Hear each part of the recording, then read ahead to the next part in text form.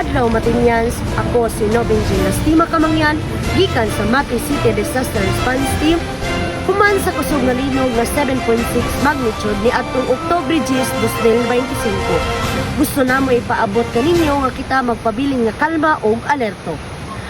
Ang atong mga opisyal o mga rescuers karon nagalihok aron magpabiling kita nga luwas sa tanan. Sa usab kamo sa mga baybayon karon, di kay ang dagat aron malikayan ang mga peligro sa tsunami.